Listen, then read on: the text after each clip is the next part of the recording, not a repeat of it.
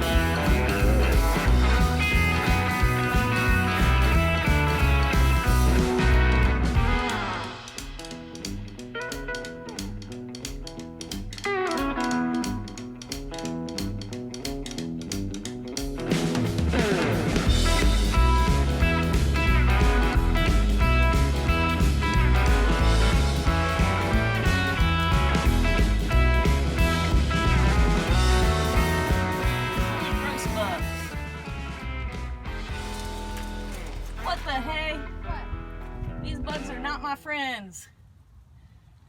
I don't see the crowbar. It's in the little toolbox. All right. Oh, I see it. So under here, where they said, oh no, it's not touching wood, it most certainly is. So, just heads up on that.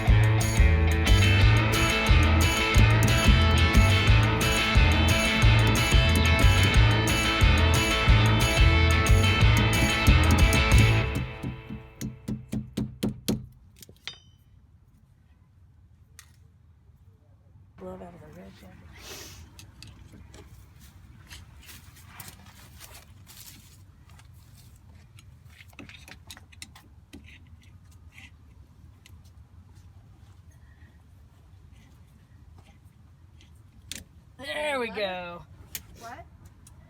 Got the first thing off. Alright, go ahead and get rough with it. There we go. Cotter pin. Alright, so keeping track of the order. Oof. Alright. At this point, it's like, how do I get this big thing in? Ah. Did it screw off? Well, I'm checking. Good call, Ducky. Good. Nope. There we go. First set of bearings. There we are.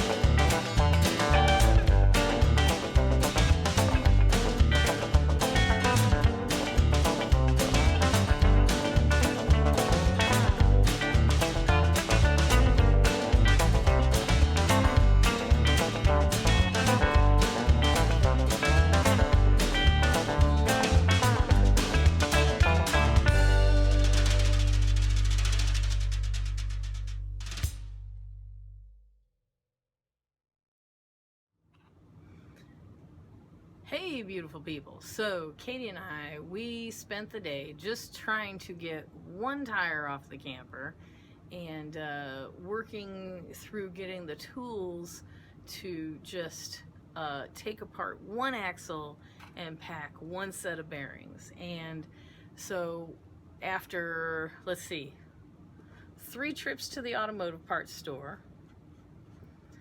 and a trip for ice cream, we managed to get, I believe, the tools, the expertise, and the sustenance to accomplish the feat. So I'm downstairs in my little seed starting area because it's after dark now and it's too late to put this back on the axle and to put the new tire on. But I wanted to tonight make sure that I had the ability to put the wheel seal on, the new wheel seal on, and pack the bearings. And let me tell you, that is satisfying.